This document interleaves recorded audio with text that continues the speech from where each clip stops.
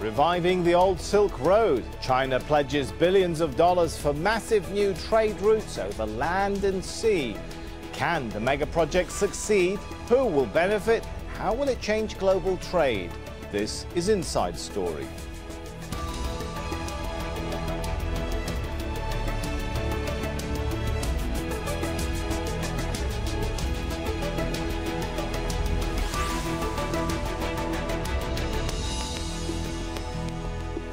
Hello and welcome to the show. I'm Sami Zeidan. China's President Xi Jinping is hosting a two-day summit where he's attempting to win support for an ambitious economic project that could transform world trade.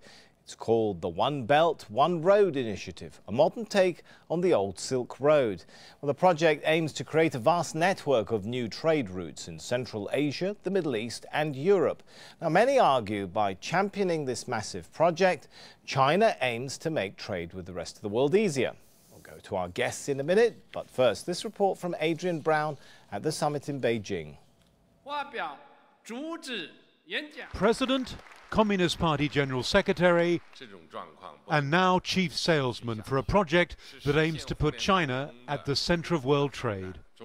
China is ready to share our development progress, but will not interfere in the internal issues of other countries. Leader after leader voiced support for President Xi's speech and its implicit anti-protectionist message. The president made no reference to North Korea's latest missile test, but he warned the Belt Road Initiative could only succeed in a stable environment. We should intensify counterterrorism efforts, address both its symptoms and root causes, and strive to end poverty. Diplomacy to end the North Korean crisis appears to have begun on the sidelines of this summit, with representatives from both Koreas meeting very briefly, raising hopes of more talk soon. A lot's been written about an initiative that aims to bind China to Central Asia, the Middle East and Europe through a series of new economic trade routes. The infrastructure will include ports, highways and rail links. On Sunday, President Xi Jinping raised China's total pledge to $124 billion. Analysts say the scheme will require a lot more money. This has been a powerful display of Chinese soft power. On Sunday, President Xi Jinping sought to reassure the world that his project is not about China trying to expand its geopolitical clout. But that's the way it seems to neighbors like India and Japan, which is why their leaders aren't here. China excels at events like this: rigid organization and, of course, no dissent. Others who declined the invitation to attend included most leaders of the European Union and US President Donald Trump. But that collective diplomatic snub was in the end surpassed by the actions of China's supposed ally, North Korea. Adrian Brown, Al Jazeera, Beijing.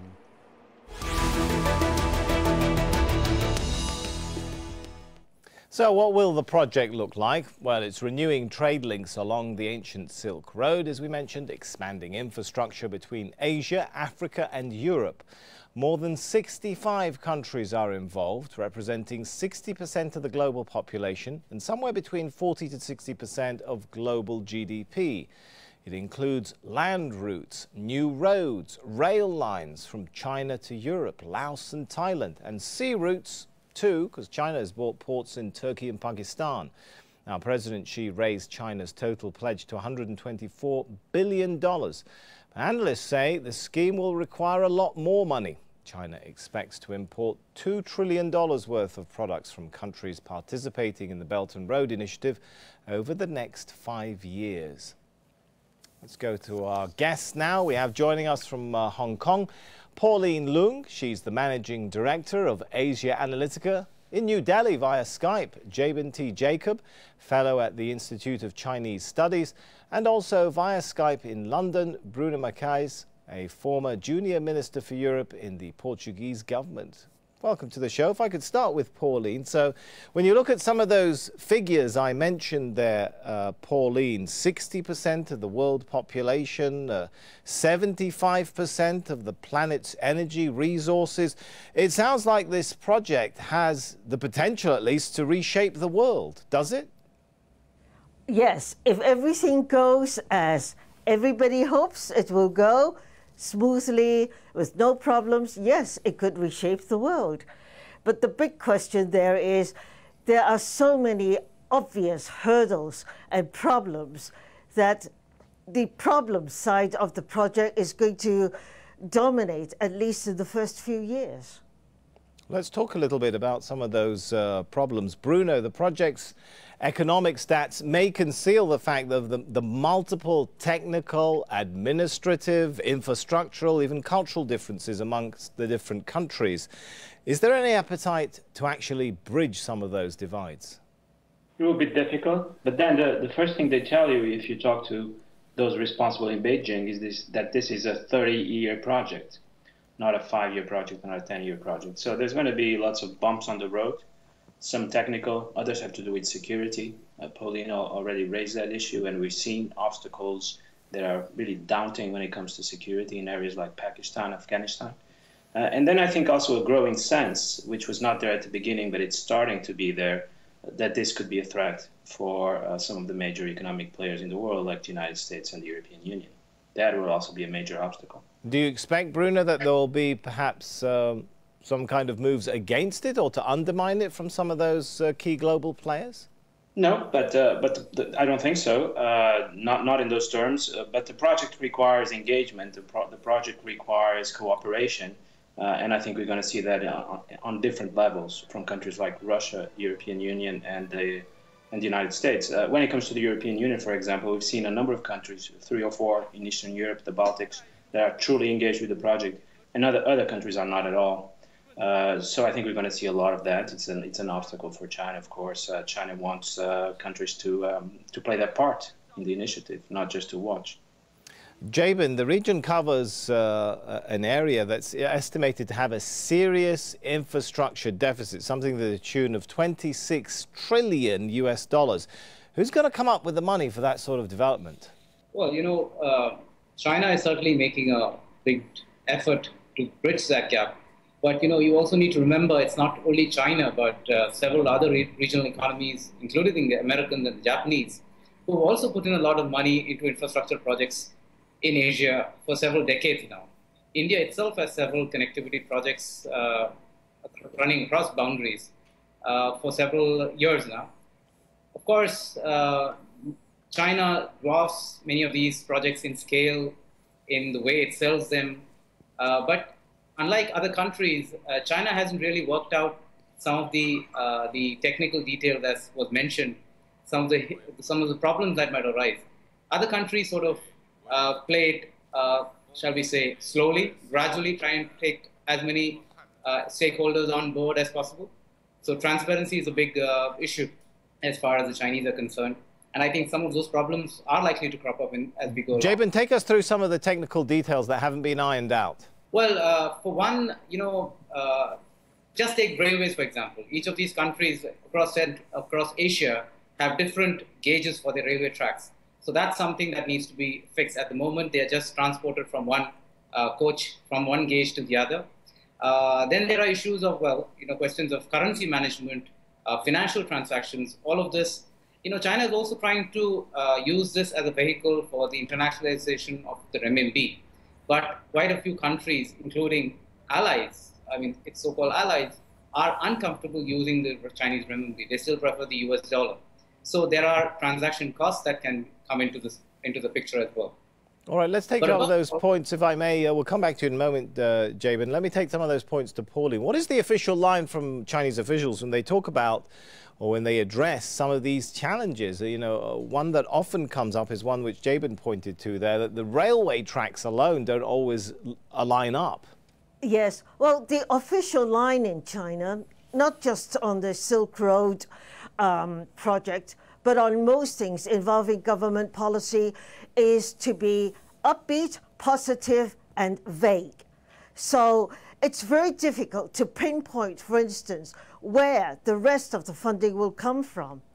But if I could go back to a question you posed earlier about will other countries seek to undermine the project, and I think it would be safe to say no, because there are so many problems without undermining the project, that there is no need to do anything more. The technical problems, the logistical problems, regulations, geopolitical rivalries, that is enough on China's plate.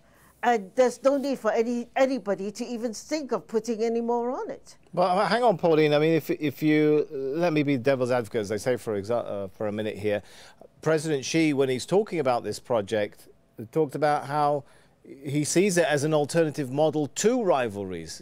Are you saying this can't be something that suppresses those rivalries and shows people in the region they have more to benefit from trading with each other rather than trying to compete and be rivals?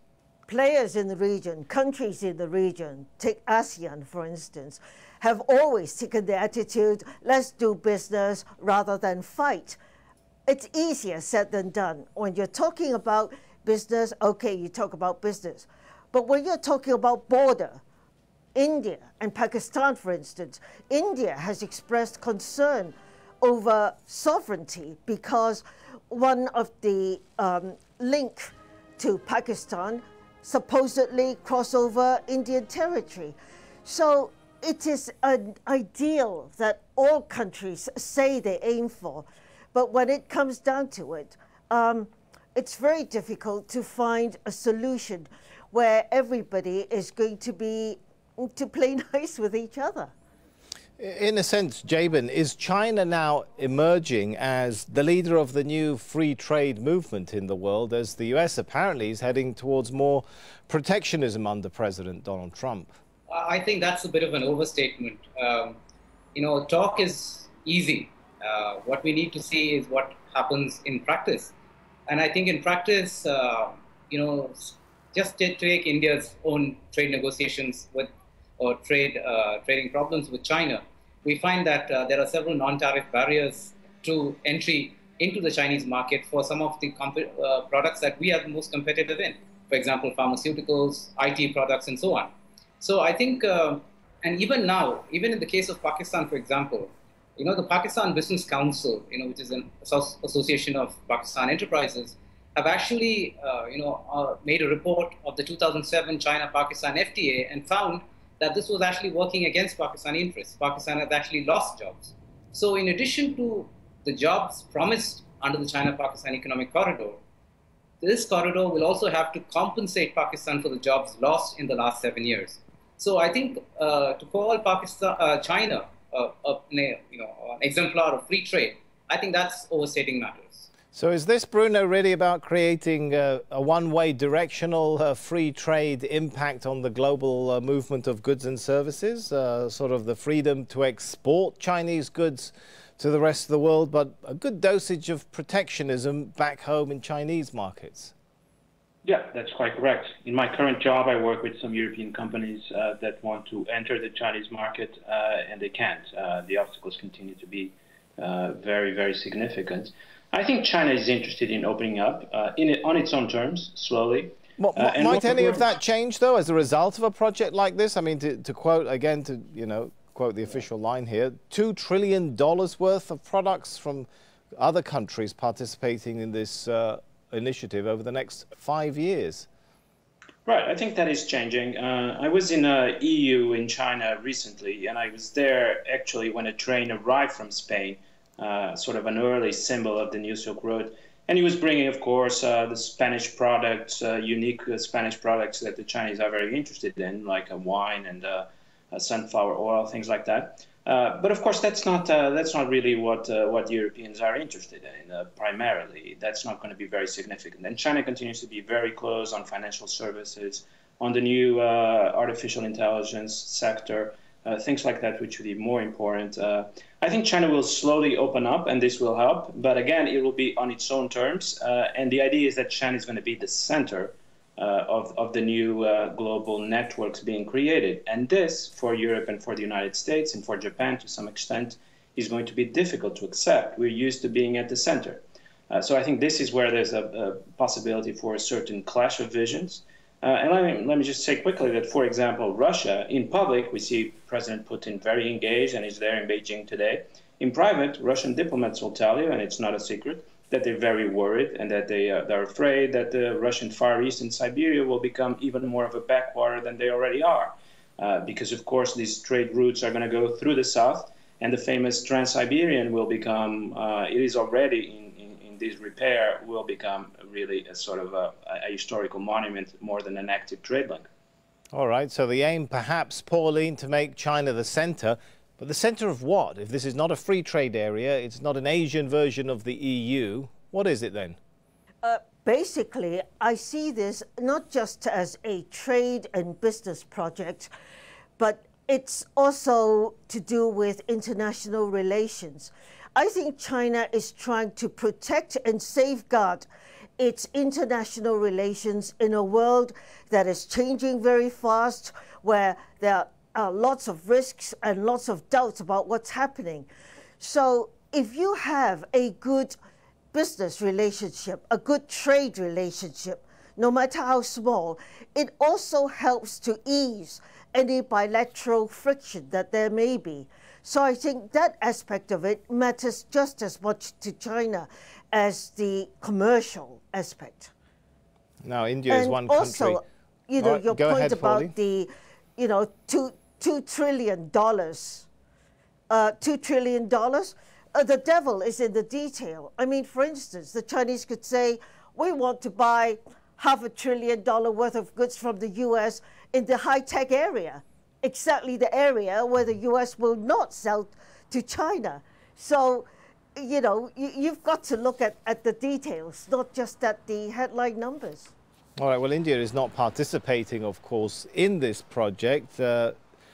Jabin, India is focusing on other projects, though, the North-South Transport Corridor.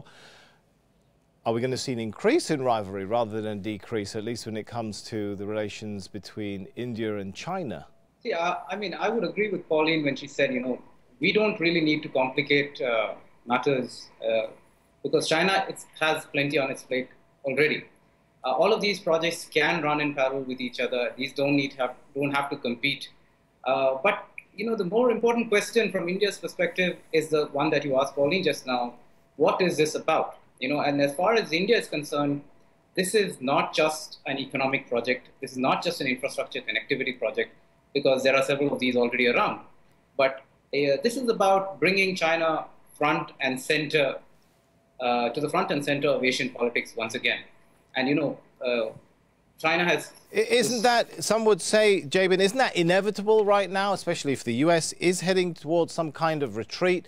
India can't challenge Chinese, the ascent of China, can it?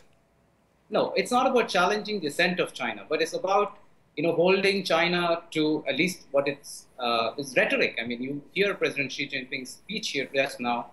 The point is, if China is so insistent about protecting its sovereignty, well, then naturally India will also have similar interests in protecting its core interests, its sovereignty, and the China-Pakistan Economic Corridor passes to Pakistan-occupied Kashmir. That's number one.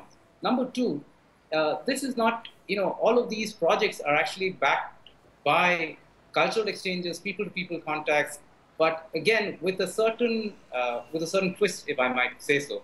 This is about putting forward a particular kind of history, a particular kind of politics in which China predominates. And I think, you know, just look at the expression Silk Road. I mean, the way the Chinese sell it, it's as if the ancient Silk Road belonged to China, forgetting, ignoring the contributions of other civilizations, other peoples in this entire enterprise.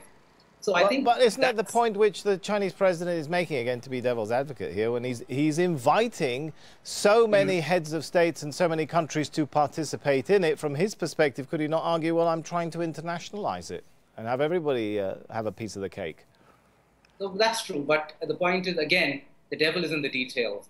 He might invite everybody on, but at the very basic level, all of these projects are run bilaterally. These are not multilateral projects. The projects are China with one country, China with the other.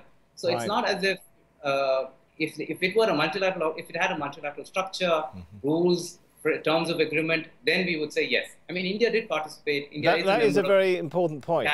That is a very good point. I want to explore that further, perhaps with Bruno. I mean, India is one country that is warning that this project will end up drowning countries in unsustainable debt burdens because perhaps for the reason which Jabin is talking about there, the way that the deals are being structured and put together, is it sound economics from everybody's perspective? Well, it remains to be seen. There's a real danger that we're going to have a number of white elephants. I visited some of them in Central Asia. At first, you're struck, why is this huge port being built here, the place on earth farthest away from any ocean, so a dry port of enormous capacity being built in Horgus. On the other hand, so this is the negative side. On the other hand, we know that there's a huge deficit of infrastructure in those regions, in particular in Central Asia. We know that they have enormous economic potential, highly educated workforce. So I think if China is careful about it, it has the right monitoring mechanisms. If it has a long view over 30, 40 years, I think eventually the economic benefits will be there and the risks can be minimized. I'm actually more concerned about the security risks because as you start to uphand and to change the global system, even if you're trying to do it with a cooperative frame of mind, the risks are high. And I think we've seen India is a particular case of that. Just 1 or 2 weeks ago, an Indian citizen was sentenced to death in Pakistan for what were, the case is still unclear, what were presumably spying activities related to the Belt and Road, to the One Belt, One Road. So I think this is only the start of what could be, if it is not well managed, a very tricky and even in some cases a dangerous process. So I just hope everyone is aware of that. Let's take that point to Pauline. I mean, how does Beijing plan to mitigate against the security risk? It does run through, this project does run through some tricky areas, doesn't it? Yes, it does. And that is one of the areas where I think China is exposing itself to very big risks. Right now, the players in this project are all the state-owned banks and the state-owned enterprises. There's hardly any private sector involvement at all. So I've read in one of the state newspapers that last year, the 4 state-owned banks together lent $90 billion to various OBOR projects. Now, because infrastructure projects have a long lead time, so things may not go sour next year or even in the next 3 years. But if it does do so, then China is at great risk. There is no collateral as such. So you help someone build a road, they default. What do? You can't dig up the road and bring back the cement.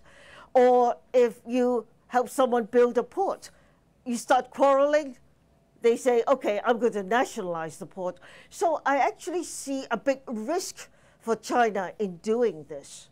All right. I think we've just got a minute left. Let me give it to Jabin. When we look at other initiatives which China is keen on, whether it's the TPP, the Trans-Pacific Partnership, or the opening up of Arctic shipping routes, what sort of picture is emerging of how global trade is changing?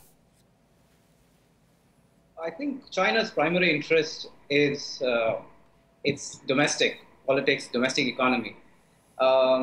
The opening up the Arctic route and the RCEP negotiations, the One Belt, One Road, all of these tie into China's domestic interests at the political level, at the economic level. I think the questions of One Belt, One Road are particularly worrisome, I would say, because of these security issues that were just mentioned.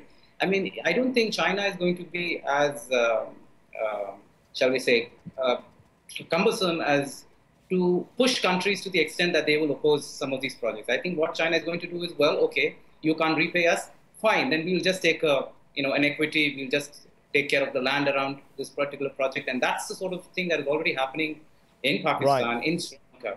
So I think those are the issues that countries that are hosting One Belt, One Road projects, as well as their neighbors, need to be worried about. And China, I don't think, has done the kind of homework to see what kind of reactions that will engender. Okay. All right, well, I guess time will tell how much homework has been done. For now, let's thank our guests, Pauline Loong, Jabin Jacob and Bruno Macaes. And thank you too for watching. You can see the show again anytime by visiting our website, aljazeera.com. For further discussion, head over to our Facebook page. That's facebook.com/AJ Inside Story. You can also join the conversation on Twitter. Our handle there is @AJInsideStory. From me, Sami, Zeidan, and the whole team here for now. Thanks for watching.